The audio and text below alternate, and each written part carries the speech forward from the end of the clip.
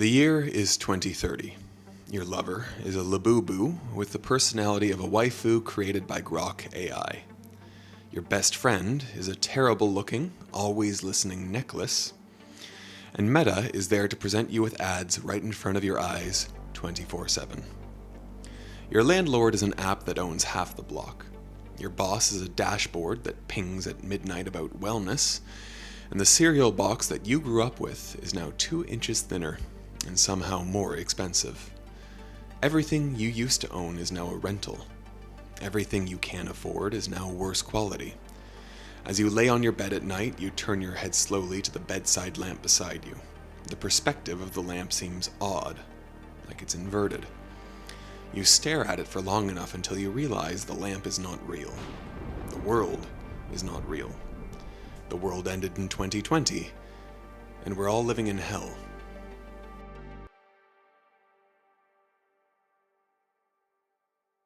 This is obviously not literal, but it's the feeling that a lot of people have been experiencing. Like something fundamentally changed about our existence after the pandemic. Something that we haven't been able to recover from ever since. There's a moment everyone can point to in their lives. The last day in the office, the final commute home. The afternoon, the school pickup line was quiet in a way that it had never been. For many, the old world did not collapse with spectacle. It simply stopped. 2 weeks to flatten the curve became months of waiting, and waiting itself changed us.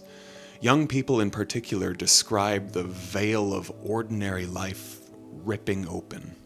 No more proms, no more campus life, internships, first jobs, new houses, moving cities. Almost every rite of passage for young people swapped for a blinking cursor and a Google Meet link. For many, this was not just a reality check, but a complete upheaval. A realization that reality is nothing but a scaffolding held together by agreements that can be revoked without warning. And once you've taken a look beyond the veil, once you've stared at the fuzzy-looking lamp with a weird perspective, it's hard to unsee it. It's hard to go back to your old life with the new understanding that it was all a facade. Time itself changed shape. The monotony of lockdown turned days, even weeks, into complete blurs. When nothing changes around you, the brain stops trying to lay down boundaries, and so everything starts to blend into one another. And it feels like this feeling of time warping still hasn't healed. Ask almost everyone you know, and they'll tell you that time itself feels fundamentally different. It's been 6 years since the COVID-19 virus first broke out. Over half a decade. But it doesn't feel like that. It feels like the lockdown was at most 2 years ago. Perhaps one of the reasons for this is that those big moments that mark transitions in life still haven't come back, at least not for most people. Young people are struggling to find jobs now more than ever. People can no longer afford to move away from their parents' house, and young people are not as interested in marriage and having kids, presumably because of all the economic issues that the world is going through. So essentially, what you have is years of the same, with no milestones that give you that solid sense of time passing. Our brain records time in moments and seasons. When there are no moments to mark, time becomes a weird, continuous blob. When our shared reality is tampered with, we look to institutions to help guide us through the uncertainty. Unfortunately, this is one of the many casualties of life after the pandemic. We know the world didn't actually end in 2020, but what if it did? What if the tensions between the US and China finally broke? Alliances formed, nuclear missiles were launched, and in a few short days, billions of people were just gone. And what if you were the last person alive coming out of the ashes? What would you say about humanity? That's the question at the heart of the last book, The Diary of the Last Earthling. This is such an amazing piece of work that tells the story of Noah Kaplan, the last surviving human, drifting through space on an alien spaceship after the remaining humans were completely wiped out. To fight the crushing loneliness, Noah writes down everything remarkable about humanity, from our greatest scientific achievements to amazing art and culture, to the tiny, beautiful moments that made life worth living. The result is this beautiful yet haunting blend of a personal diary and a human encyclopedia, a sort of time capsule that tells us what it means to be human and everything that we've achieved. Each chapter covers different themes like culture, science, art, entertainment, and so much more. I love the book so much. I love the story. I love the fact that it has all of humanity's greatest scientific achievements, and I absolutely love the artwork. In an era of AI slop, it's really refreshing to see something that celebrates what it means to be humans, and it is made by humans. The entire book is filled with unique illustrations that's done on super high quality paper, and it makes it perfect whether you want to get this for yourself or for a loved one. This entire chapter was created to share what it means to be human on the scale of the entire universe, and this book shares that same mission, and that's why I love it so much. If you want to grab one for yourself or for a loved one, use my code APERTURELASTBOOK for 10% off. That code only lasts for the first 30 days, so be sure to grab it as quickly as possible. By doing that, you'll not only be supporting this channel, but you'll also be supporting human-made art in an AI slop-filled world. Back to our story.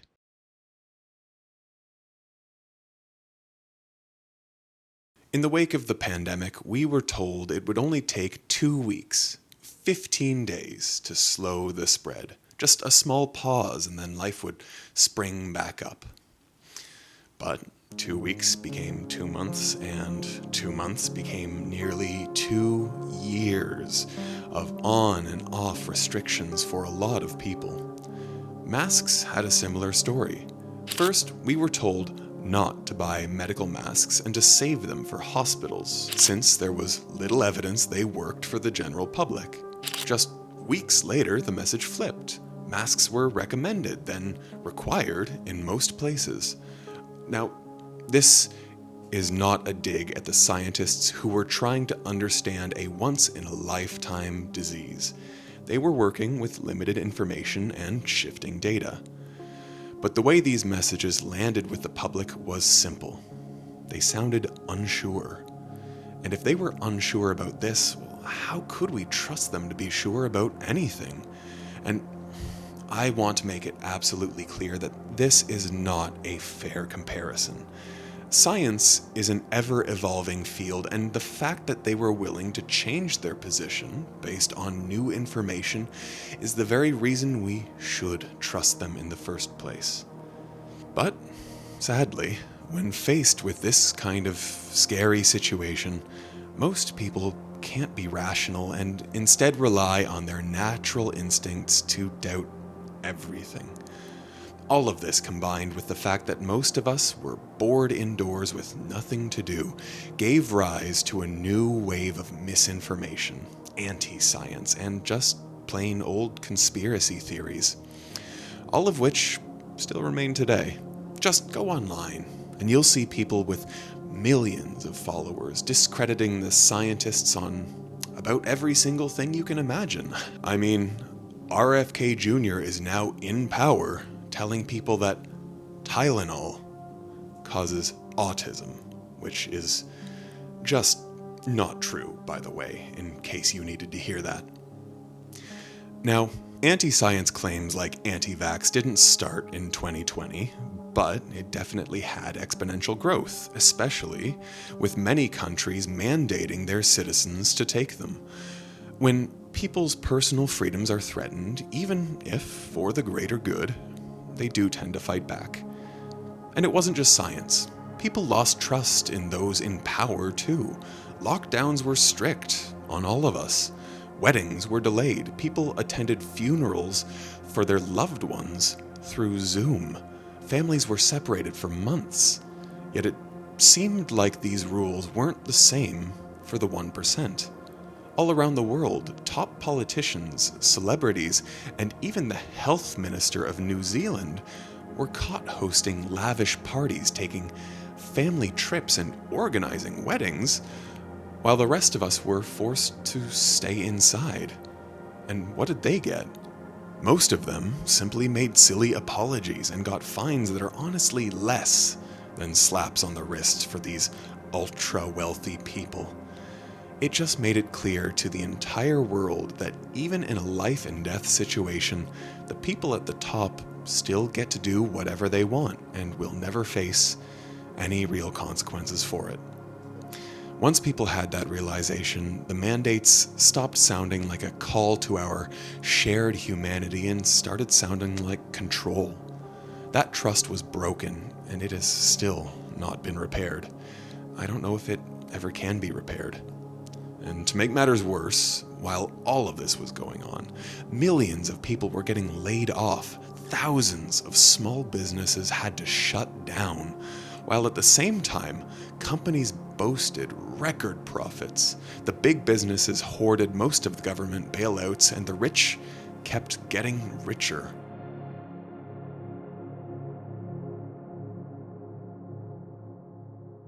While most people had to shrink their lives to fit inside small rooms, big tech was living large. If you sold anything digital, the pandemic was like stumbling on an entire planet filled with gold mines.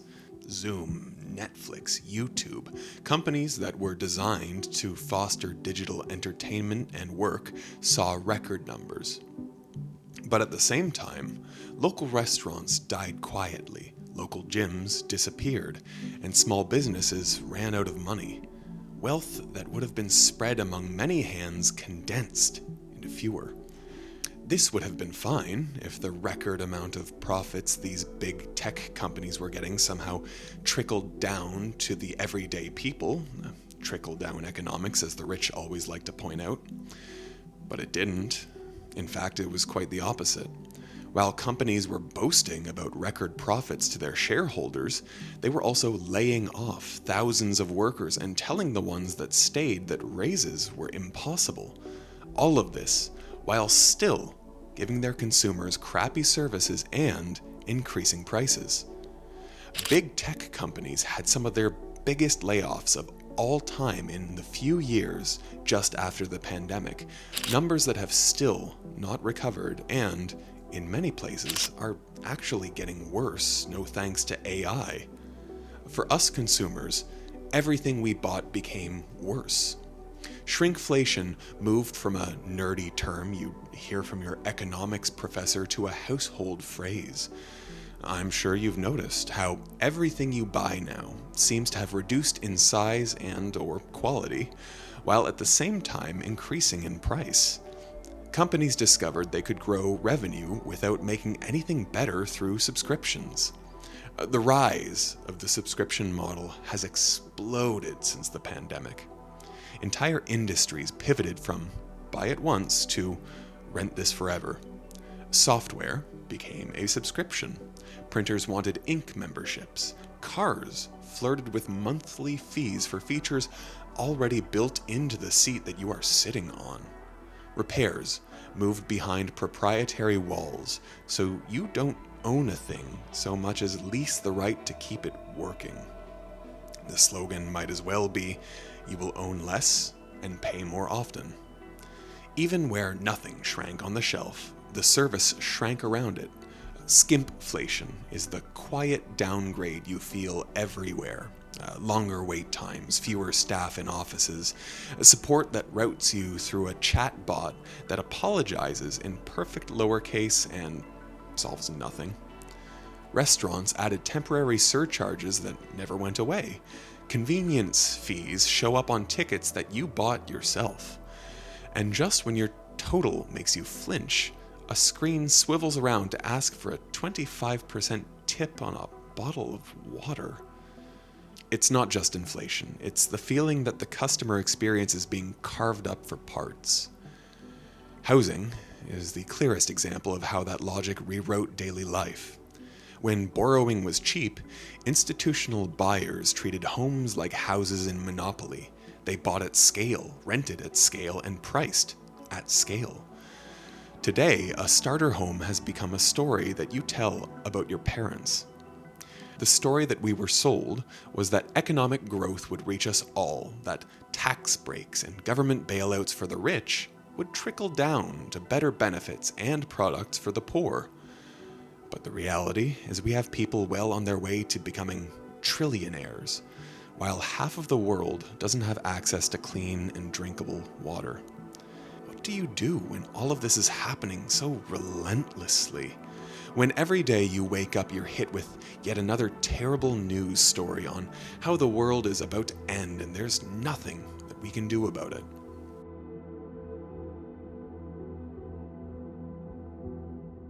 When the lockdowns came, all we had were our devices. We used them to pass the time, connect with our loved ones, stay productive with school and work. This prolonged period of spending time on our devices created habits that still linger on to this day. Coupled with the fact that the real world just feels more grim now, you can see why a lot of young people sought comfort in their screens. These were the same tools that got us through the pandemic, so they became the default.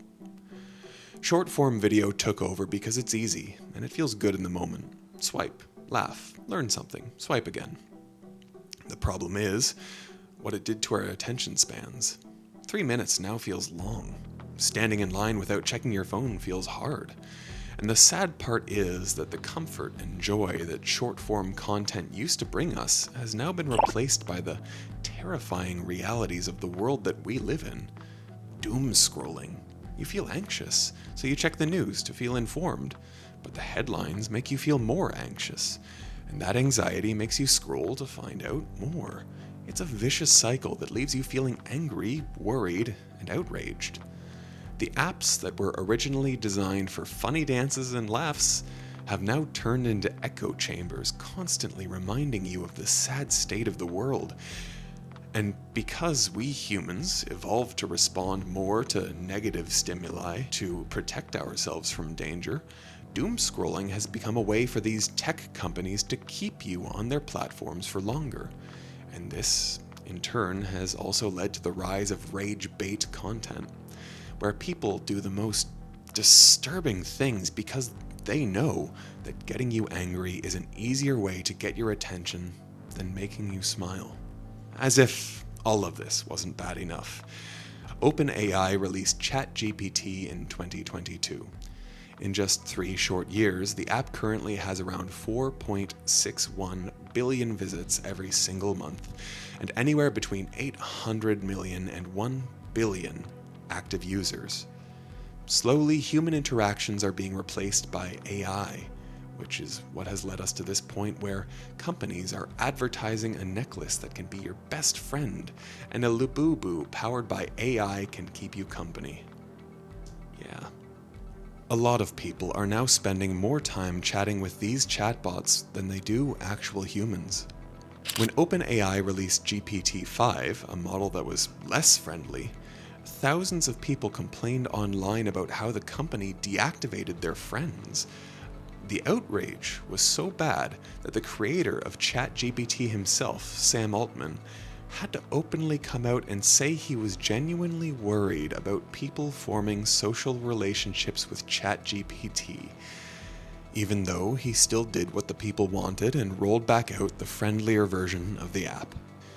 Now, none of this is about blaming individuals. It's easy to see people making friends with AI and laugh.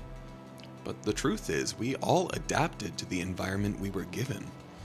None of us have ever been in a world this much changed before, and we all have different coping mechanisms. But all of this just shows you how otherworldly the world feels right now. It's why a lot of people say that we're living in the darkest timeline, because genuinely it feels like there was a cosmic change, and that the world we're in right now is fundamentally different than it was before the pandemic. And honestly, even if we might not be in an alternate universe, the world has changed fundamentally. and it's never going to go back to what it was before 2020. There is no after the pandemic, because we are still feeling its effects. Long COVID in particular is still real for a significant number of people. For them, it's years of fatigue, brain fog that makes mundane tasks feel like walking up a mountain, constant crashes from doing the most random things. It's a real and painful problem that thousands of people are currently facing, and it's also a metaphor for how life feels post-2020. The mental and emotional fatigue, the brain fog, the constant rage.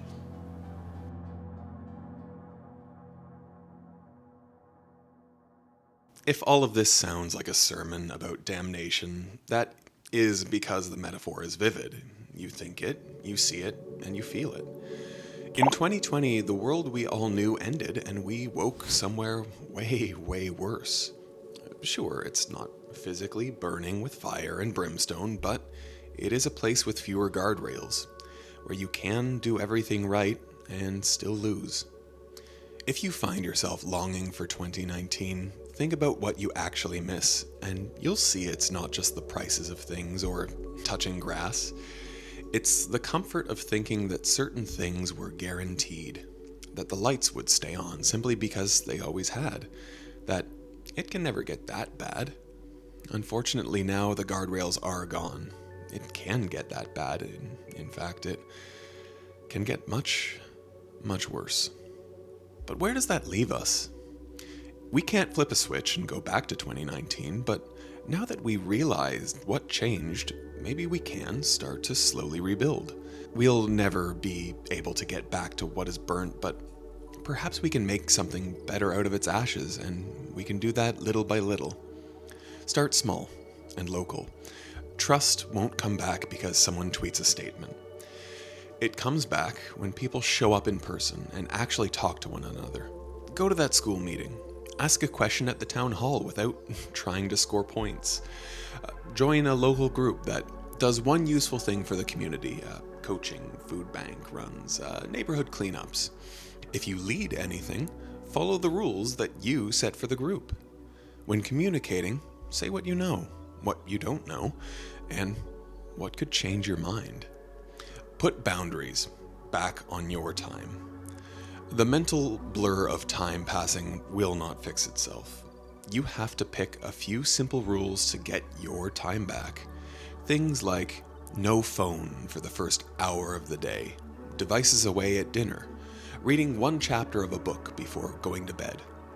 Reintroduce low-stakes rituals that bring joy and community back into your life. Weekly dinner with friends, taking a walk every evening, planning a games night once a month. By scheduling these events, your time starts to have meaning again. Make your identity harder to knock over. Don't hang your whole sense of self on one job title, one platform, or one company. Keep a second skill alive. Keep a small emergency fund if you can. Build a network that exists offline, people who know you outside of your metrics. If you run a business, plan for shocks, not just for perfect quarters. If you work for one, remember, work isn't a family. It's a workplace. Keep your life raft and don't burn out trying to prove yourself. Vote and push for basics that actually help. More homes where people can work and study, fewer junk fees, and clearer pricing. Right to repair so the stuff that you buy lasts. Public health that treats uncertainty honestly and respects good faith disagreement. Reward leaders who admit when they're wrong and can explain why they've changed course. Vote especially in smaller elections. Presidency elections are always making the loudest noise, and for sure they are very important. No one's saying they're not. But equally, or sometimes even more important, are the smaller elections. Your HOA president, the school board, city council, all these little things are what decide what gets built in your immediate neighborhood.